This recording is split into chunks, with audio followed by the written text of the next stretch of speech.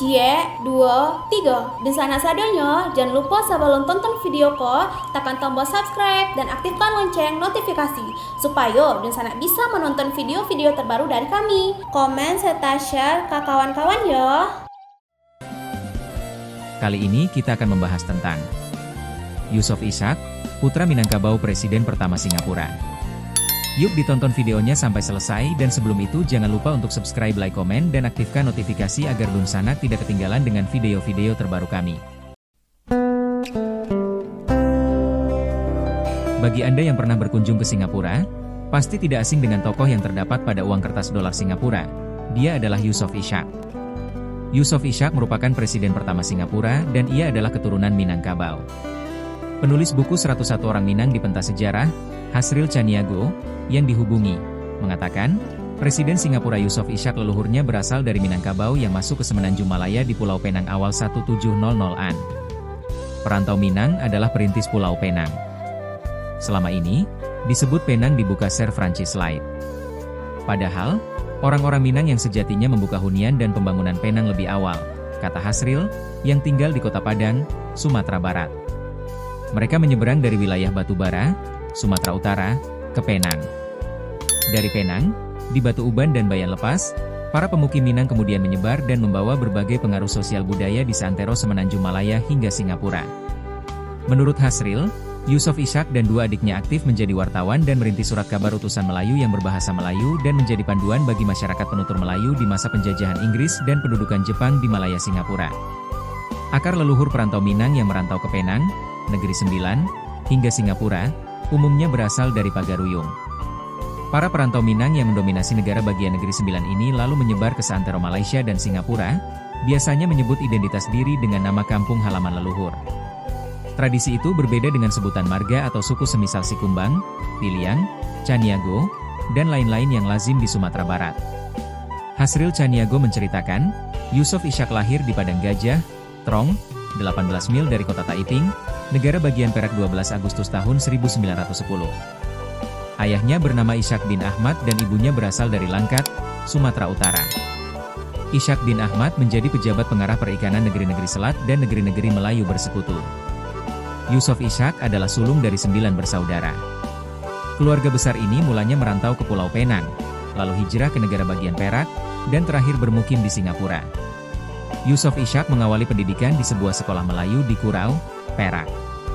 Berselang 2 tahun, dia pindah ke Malay School di kota Taiping dan pada tahun 1921 mengikuti pendidikan bahasa Inggris di sekolah King Edward VII di Taiping. Selepas 2 tahun, Ishak bin Ahmad dipindahkan ke Singapura. Yusof Ishak dan saudara-saudara mengikuti orang tua boyongan ke Singapura dan melanjutkan sekolah di Victoria Bridge School hingga lulus akhir tahun 1923. Yusof Ishak melanjutkan pendidikan di sekolah elit kaum bangsawan dan hartawan masa itu, yakni Raffles Institution tahun 1924 dan lulus sijil sekolah Cambridge School Certificate tahun 1927 dengan nilai baik. Dia pun melanjutkan sekolah dalam kelas Queen Scholarship setingkat SMA. Saat bersekolah di Raffles Institution, Yusof Ishak aktif dalam olahraga hoki, kriket, angkat berat, dan tinju.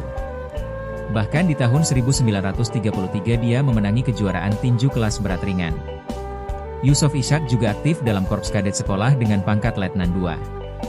Dia adalah siswa pertama di Singapura yang mencapai pangkat tersebut. Dia juga menjadi ketua murid, seperti ketua OSIS di Indonesia, dan menjadi editor majalah sekolah Rafflesian. Pengalaman mengelola majalah sekolah membuat Yusof Ishak terjun ke dunia media massa. Pada tahun 1929, dia menerbitkan majalah Sportsman, majalah dwi mingguan yang menyiarkan berita olahraga. Lalu di tahun 1932, dia menjadi anggota redaksi Warta Malaya yang merupakan surat kabar terkemuka masa itu. Keahliannya sebagai wartawan membuat karirnya berkembang menjadi pemangku penyunting, semacam pemimpin redaksi di harian tersebut. Yusof Ishak terus mengembangkan karir.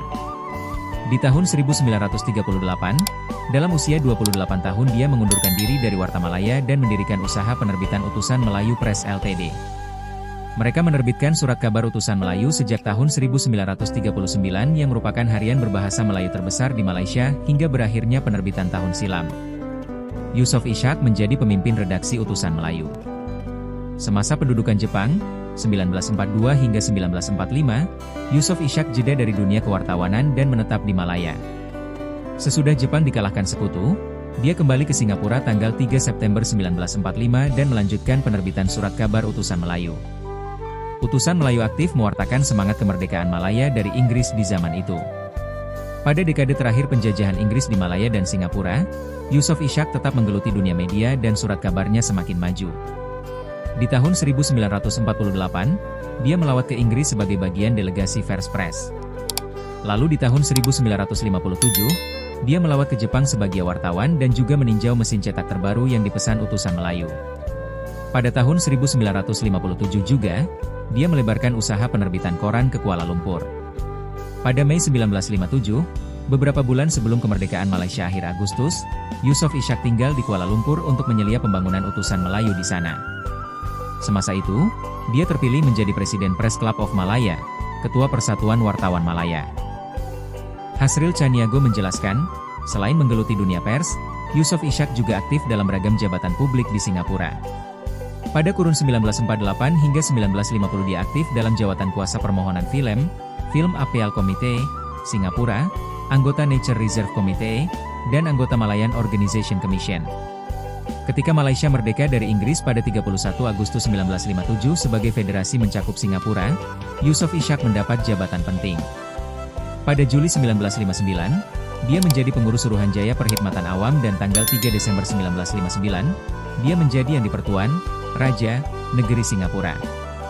Kedudukan tersebut menjadikannya setara dengan para raja dan sultan di Federasi Malaya. Sebelumnya, Singapura berada di bawah kekuasaan Sultan Johor. Sebagai Yang di-Pertuan Singapura, Yusof Ishak dan istri Puan Nur Aisyah melawat ke Kamboja, April 1963, dan ke Sri Lanka, Mei 1963. Di tahun sama, mereka menunaikan ibadah haji ke Mekah dan disambut sebagai tamu kerajaan Arab Saudi. Dalam kedudukan Yang di-Pertuan Singapura, Yusof Ishak pada bulan Juli 1965 diangkat menjadi Rektor Universitas Nasional Singapura. Kini ada gedung utama diberi nama Gedung Yusof Ishak di kompleks kampus. Sebagai raja dalam persekutuan Malaysia, Yusof Ishak menerima tanda kehormatan, diantaranya darjah kerabat yang amat dihormati kelas pertama dari Sultan Brunei, 1960, dan dari Yang di-Pertuan Agong Malaysia, 1963. Semasa itu kondisi politik Asia Tenggara memanas dengan konflik di Vietnam dan tekanan Indonesia dan Filipina terhadap pembentukan negara Malaysia. Hingga kini Filipina masih mengklaim negara bagian Sabah. Pisah dari Malaysia. Ketika Singapura dipaksa pisah dari Federasi Malaysia, di tengah konfrontasi Indonesia terhadap Malaysia, Singapura, dan Brunei, Yusof Ishak dilantik menjadi Presiden Republik Singapura yang pertama. Gagasan kebangsaan di Singapura waktu itu adalah menjadikan negara yang mengutamakan kesetaraan. Singapore for Singaporeans gagal mencapai semangat Malaysia untuk seluruh etnis yang ada di negara baru Federasi Malaysia. Yusof Ishak masa itu bersahabat dengan Perdana Menteri Lee Kuan Yew. Mereka sama-sama aktif di Partai Aksi Rakyat, PAP. Tantangan besar mereka hadapi di masa konfrontasi dan ketika harus keluar dari Malaysia. Kerusuhan rasial terjadi antara etnis Melayu dan etnis Tionghoa di Singapura di tahun 1964 bulan Juli dan September. Yusof Ishak, Lee Kuan Yew, dan para tokoh pendiri Singapura beramai-ramai menyerukan upaya damai, menjaga semangat multikultur Malaysia yang sebagian besar penduduk merupakan komposisi Tionghoa, Melayu, India, dan kelompok lain seperti peranakan Eropa. Atas upaya memajukan kesetaraan dan hubungan harmonis masyarakat itu, nama Yusof Ishak diabadikan sebagai Pusat Studi Asia Tenggara, ISEAS, yang buku-bukunya banyak beredar di Indonesia. Wajah Yusof Ishak juga menghiasi lembaran uang kertas dolar Singapura yang beredar. Yusof Ishak kemudian dilantik jabatan Presiden Singapura kedua kalinya tahun 1967. Dia wafat karena serangan jantung ketika menjabat Presiden Singapura tahun 1970 dan dimakamkan di Taman Makam Negara di Kranji, dekat perbatasan Singapura.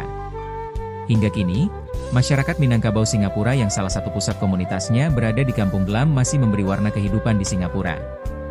Abdul Aziz, seorang warga Singapura, mengatakan, keluarga besar Yusof Ishak sangat sederhana dan dihormati masyarakat. Kalau pengaruh Minangkabau yang akrab di Singapura tentu saja nasi Padang. Kini nasi Padang juga tersedia online di Singapura, kata Abdul Aziz. Marina Rahim, keponakan Yusof Ishak yang diwawancara The Straits Times dalam artikel tentang Minangkabau di Singapura tanggal 11 Mei 2017 memperkenalkan kekayaan budaya Minang. Marina, Keturunan ke-6 dari Datuk Jinaton Raja Labu mengisahkan betapa masyarakat Minang masih akrab dengan lagu, ayam den lapeh, rasa sayang, aneka hidangan seperti sayur pakis, sate Minang, rendang, dan lain-lain jadi menu kesukaannya. Keberadaan warung nasi Padang Pariaman di North Bridge Road dan rumah makan Minang di Kandahar Street menjadi bagian dari kekayaan budaya Singapura. Masyarakat Minang Singapura tergabung dalam Singapore Minangkabau Association, SMA, yang didirikan tahun 1994. Masyarakat Minang Singapura masih memegang falsafah adat Basandi Syarak, Syarak Basandi Kitabullah, tradisi berbasis agama, dan agama berbasis Al-Quran. Keberadaan sosok Presiden Yusof Ishak dan warisan Minangkabau di Singapura jadi perekat hubungan jiran Indonesia-Singapura.